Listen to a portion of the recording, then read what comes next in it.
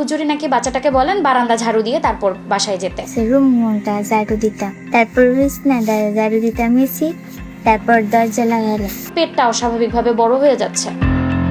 মাদ্রাসা নিরাপত্তার জায়গা, যেখানে বাবা মা তার সন্তানদের পাঠায় ধর্মীয় শিক্ষায় আলোকিত হবার জন্য, কিন্তু সেই মাদ্রাসাতেই এক শিশুর জীবন ধ্বংস। অভিযুক্ত সেই প্রতিষ্ঠানেরই পরিচালক। শিক্ষকের মুখোশে আড়ালে লুকিয়েছিল এক নরপিশাচ। মাদ্রাসায় পড়তে গিয়ে অন্তঃসত্ত্বা হয়ে ফিরল এক শিশু। তোমাকে আদর করতো না, তোমাকে এটাই করতো, তারপরে তোমার সাথে এরকম ঘটনা কেমনে ঘটলো? এরকম ঘটনা একদিন হুজুর এটাই কেনিছে, তারপর এটাই কেনিলে তারপরে বলছে মানে মাদ্রাসা ছুটি হইলে মসজিদ ঝাড়ু দিয়ে যাইতে। আচ্ছা আচ্ছা আচ্ছা, হ্যাঁ। তারপরে আমি ঝাড়ু দিতে যাইছিলাম, তারপরে ঝাড়ু দিতে গেলে এরকম ঘটনা। মানে এরকম তোমাকে কি বলে ডাকছিল কাছে, এবং তোমাকে এই কাজ উনি কেমনি করলো? আমাকে বলছে তার রুমটা ঝাড়ু দিতাম, হ্যাঁ, মানে তার বিছানাটা, তারপরে দিতেছি, তারপর দরজা লাগাই লাইছি। তারপর দরজা লাগিয়ে তোমার সাথে এরকম কাজ করছে না? আচ্ছা আচ্ছা, তো মানে বিষয়টা তুমি নিশ্চিত, মানে তোমার আছে তুমি বলো বিষয়টা আল্লাহ যে তোমার এক ইমানকে, তোমার উপরওয়ালাকে, মানে তোমার আমাদের সৃষ্টিকর্তা, মানে যেখানে মানে আমরা যখন এই পৃথিবী ছেড়ে চলে যাব, যার কাছে একমাত্র জবাব দিতে করতে হবে কবরে গিয়ে, তো আল্লাহ তাআলার প্রতি তুমি পুরোপুরি বিশ্বাস রেখে বলো, তোমার এই হুজুর ছাড়া অন্য কারোর সাথে তোমার কোনো রকম সম্পর্ক ছিল? মানে এই দুর্ঘটনা কি অন্য অন্য অন্য কারোর সাথে তোমার হওয়ার সম্ভাবনা আছে? মানে এই তোমার সাথে এই কাজ একমাত্র এই হুজুরই করছে না, তাই না? এমনই এক চাঞ্চল্যকর ঘটনা ঘটেছে নেত্রকোনার মদনগঞ্জ উপজেলার একটি মহিলা কওমি মাদ্রাসায়। জানা যায় ভুক্তভোগী শিশুটি একটি বিধবা মায়ের সন্তান। মা সিলেটে কাজ করেন আর মেয়েটির নানির কাছ থেকে পড়াশোনা করেন। এই মেয়েটা হচ্ছে ইয়াতিম, তার বাবা ইন্তেকাল করেছেন অন্তত আরও 4-5 বছর আগে। তো এই মেয়েটা তার নানির কাছে মানুষ। মা সংসারের খরচ জোগানোর জন্য সিলেটে গৃহকর্মীর কাজ করেন, মানুষের বাসায় গৃহকর্মীর কাজ করেন। তো মেয়েটাকে তিনি এলাকাস্থ ফাতেমাতুজ জোহরা মহিলা মাদ্রাসায়, কওমি মাদ্রাসা ফাতেমাতুজ জোহরা কওমি মাদ্রাসায় ভর্তি করেন, যে মাদ্রাসার প্রতিষ্ঠাতা পরিচালক হচ্ছেন আমানুল্লাহ সাগর, এবং ওনার ওয়াইফ হচ্ছেন এই প্রতিষ্ঠানের মেইন দায়িত্বে, উনি হ্যান্ডেল করেন সব কিছু। এই ঘটনা গত বছরের নভেম্বর মাসে। মাদ্রাসার ছুটির পরে মাদ্রাসার পরিচালক আমানুল্লাহ সাগর ভুক্তভোগী এই শিক্ষার্থীকে বলেন মাদ্রাসার বারান্দা ঝাড়ু দেবার জন্য। বারান্দা ঝাড়ু দেওয়া শেষ হলে তাকে বলা হয় পরিচালকের রুম ঝাড়ু দেওয়ার জন্য। ভুক্তভোগী শিক্ষার্থী তখনও কল্পনা করতে পারেনি সামনে তার জন্য কি ভয়াবহ সময় অপেক্ষা করছে। গত নভেম্বর মাসে নাকি বাচ্চাটাকে ছুটির পরে বারান্দা ঝাড়ু দেওয়ার জন্য বলা হয়। মানে আমানুল্লাহ সাগর হুজুরি নাকি বাচ্চাটাকে বলেন বারান্দা ঝাড়ু দিয়ে তারপর বাসায় যেতে। তো বাচ্চা বারান্দা ঝাড়ু দেওয়া শুরু করে। বারান্দা ঝাড়ু দেওয়ার এক পর্যায়ে নাকি হুজুর তাকে বলে হুজুরের যে রুমটা, মানে প্রতিষ্ঠাতা পরিচালকের যে রুমটা, এই রুমটাও যেন পরিষ্কার করে দেয়। রুমের ভেতরে একা থাকায় এই সুযোগটাই কাজে লাগান মাদ্রাসার শিক্ষক আমানুল্লাহ সাগর। এই শিক্ষার্থীর উপর জোর জবরদস্তি শুরু করেন তিনি। এই ঘটনার পর আরও 5 থেকে 6 বার তার উপর নির্যাতন চালায় মাদ্রাসার পরিচালক। তো বাচ্চা রুম পরিষ্কার করার জন্য ভেতরে ঢুকলে উনি দরজা বন্ধ করে বাচ্চার সঙ্গে এই পৈশাচিক আচরণটা করেন। 5 থেকে আরও 7 বার উনি এটা রিপিট করছেন আচরণটা বাচ্চার সঙ্গে। পরপর বেশ কয়েকদিন, পরপর প্রায় 5 থেকে 7 দিন উনি একই কাজ করছেন। মুখ খুললেই মেরে ফেলার হুমকি দেওয়া হয় তাকে। শুধু তাই নয়, ভুক্তভোগী শিক্ষার্থীর মাকে খুঁজে বের করে তাকেও মেরে ফেলার হুমকি দেন মাদ্রাসার পরিচালক।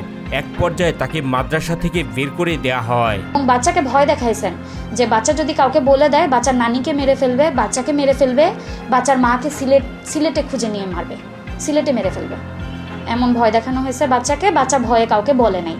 এবং একটা পর্যায়ে নাকি গত বছরের জানুয়ারি-ফেব্রুয়ারির দিকে বাচ্চাকে মাদ্রাসা থেকে বেরও করে দেওয়া হয়েছে। এই বছরের জানুয়ারি-ফেব্রুয়ারির দিকে বাচ্চাকে মাদ্রাসা থেকে বের করে দেওয়া হয়েছে। ভয়ে চুপ করে থাকে শিশুটির। দিন যায় মাস যায়, কিন্তু শরীর তো আর চুপ করে থাকে না। পরিবর্তন দেখে সন্দেহ হয় পরিবারের। সিলেট থেকে ছুটে আসেন মা। জিজ্ঞেস করতেই কান্নায় ভেঙে পড়েন মেয়েটি। এরপর খুলে বলেন পুরো সেই বিভীষিকাময় ঘটনা। গত মার্চ মাসে বাচ্চার নানি খেয়াল করলেন যে বাচ্চার পেটটা অস্বাভাবিকভাবে বড় হয়ে যাচ্ছে। তারপরে হচ্ছে তারা ডক্টর কনসাল্ট করেন এবং মানে ফিজিক্যাল এক্সামিনেশনে জানা যায় যে বাচ্চার সিম্ফাইসিয়া ফান্ডাল হাইট, যেটা মানে আমরা ইউটারাসের হাইট যেটা মেজার করি প্রেগন্যান্সিতে, এটা কিন্তু এইজ করেসপন্ডিং এক একটা হাইট আসে। তো এই বাচ্চার হাইট তখনই অলমোস্ট 25-26 উইক্সের মতো। আর আমার কাছে যখন বাচ্চা আসে আমি এটা 27 উইক্স করেসপন্ডিং হাইট পেয়েছি। আমি নিজেও একজন শিশু সন্তানের মা, আমার নিজেরও 5 বছরের একটা মেয়ে বাচ্চা আছে।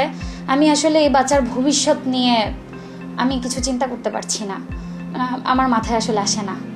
আর এখন তার যে শারীরিক কন্ডিশন, প্রথম কথা হচ্ছে ছোট মানুষ, তার পেটে অতটা জায়গা নাই। একটা একদম টিপিক্যাল গ্রামীণ অপুষ্টিতে আক্রান্ত বাচ্চা, 11 বছরের বাচ্চা, তার ওজন এখনও 30 কেজি হয় নাই। উল্টা সে আরও প্রেগনেন্ট। পেটের বাচ্চাটার ওজন প্রায় 998 গ্রামের মতো, প্রায় 1 কেজির কাছাকাছি। তো মানে ওর অ্যানিমিয়া আছে, রক্তশূন্যতা আছে বাচ্চাটার, হিমোগ্লোবিন মাত্র 8.5, যেখানে অ্যাভারেজ রেঞ্জ হচ্ছে অ্যারাউন্ড 12 to 14। আর গাইনোকোলজিতে আমরা যেটা আসলে পড়ি, আমাদের পুরো লাইনটাই হচ্ছে ম্যাচিউর ফিমেলদেরকে নিয়ে, মানে ডেলিভারি বা এই রিলেটেড লাইনগুলো এরিয়াগুলো ম্যাচিউর ফিমেলদেরকে নিয়ে। আর ছোট বাচ্চারা আমাদের মেনস্ট্রুয়াল লাইনে আসে, যে আচ্ছা তাদের মেনোরেজিয়া থাকতে পারে বা অন্যান্য প্রবলেমগুলো আমরা ডিল করব। কিন্তু এই বাচ্চাটার আসলে লেবার মেনটেন্যান্স কি হবে, আমার আসলে আমি আসলে বুঝতে পারতেছি না, আমি আসলে কি বলবো। এবং তাকে যখন আমি তার ফ্যামিলিকে বলেছিলাম যে আপনারা আসলে কি চান এখন বাচ্চাটাকে নিয়ে, আপনারা কি বাচ্চাটা অ্যাবর্ট করবেন, পেটের বাচ্চাটা নষ্ট করে ফেলবেন, নাকি ডেলিভারি পর্যন্ত যাবেন, তারা নিজেরাও আসলে কনফিউজ যে তারা কি করবে। তারাও আসলে বুঝতে পারতেছে না, আবার তারা অ্যাবর্শনের কনসেন্টও দিচ্ছে না, যে বাচ্চাটা আবার অ্যাবর্শন করতে চাইলেও এটা আসলে আমরা কিভাবে অ্যাবর্ট করব। এখন সাথে 27 উইক্সের একটা বাচ্চার জন্য তো আমরা এই ছোটো বাবুর পেট কাটতে পারবো না। আবার একে যে নর্মালি আমরা বের করবো ওই সুযোগও তো আমরা পাবো না, বার্থ ক্যানেলে ওই পরিমাণ স্পেস নেই। তার মানে আমাদের ক্র্যানিওটমি করে বাচ্চাটা হয়তো বের করতে হবে। ও আসলে 11 বছরের একটা ছোট মানুষ, ওর কি আসলে এই জিনিসগুলা ফিল করার কথা ছিল, বা এই জিনিসগুলোকে ওর ফেস করার কথা ছিল? আর এখন যে সামাজিক হেনস্থাগুলো হচ্ছে, ওর তো আসলে বিয়ে শাদী বলেন বা ফিউচার বলেন, ওটা নিয়ে তো আসলে কিছুই নাই ওর জন্য। পরে ডায়াগনস্টিক সেন্টারে পরীক্ষা নিরীক্ষা আর রিপোর্টে আসে শিশুটি অন্তঃসত্ত্বা। পরে গাইনি বিশেষজ্ঞের কাছে গেলে পরীক্ষা নিরীক্ষা করে তিনি জানান মেয়েটি 5 মাসের অন্তঃসত্ত্বা। পরীক্ষায় দেখা যায় বাচ্চাটির বয়স প্রায় 27 সপ্তাহের বেশি। মেয়েটা হচ্ছে বৃহস্পতিবার দিন দুপুর 12টায় আমার কাছে আসে, তার সঙ্গে তার মা এবং আমার চেম্বারে আমার অ্যাটেন্ডেন্টরা ছিল। টোটাল আমরা 5 জন মানুষ ছিলাম রুমে। তো আমি যখন মেয়েটাকে জিজ্ঞাসা করি যে মা তোমার কি সমস্যা লাগে বলো, সে প্রথমে খুবই ভয়ে ছিল। একটু কনসোল করা হলো, তাকে একটা কলম একটা চকোলেট দিয়ে একটু কনসোল করা হয়েছে। তারপরে সে আমাকে বলল ম্যাডাম আমার পেটটা ভার ভার লাগে, কি জানি লড়ে। আমি একটু অবাক হয়ে গিয়ে আবারও তাকে জিজ্ঞাসা করেছি যে মা তোমার কি সমস্যা লাগে। সে আমাকে বললো আমার পেটটা ভার ভার লাগে, কি জানি লড়ে। এরপরেও হচ্ছে আমি তাকে তার মার কাছ থেকে কিছুটা শুনলাম যে কি অবস্থা। তারপরে আমি আবার তাকে জিজ্ঞাসা করেছি যে মা তোমার সাথে খারাপ কাজটা কে করেছে। সে শুধু হুজুর হুজুর শব্দটা সে 2 বার বলল, হুজুর বলে বাচ্চাটার পুরো ফেসে আসলে এতখানি ভয়ের এক্সপ্রেশন ছিল, সে এদিক ওদিক তাকাচ্ছে রীতিমতো। সে কমফোর্টেবল না, সে একদমই আনকমফোর্টেবল, চোখে মুখে পুরোপুরি ভয়। এবং সে বারবার হুজুর ওয়ার্ডটা 2 বার রিপিট করার পরে বাচ্চা আর কোনো কথাই বলতে আগ্রহী না।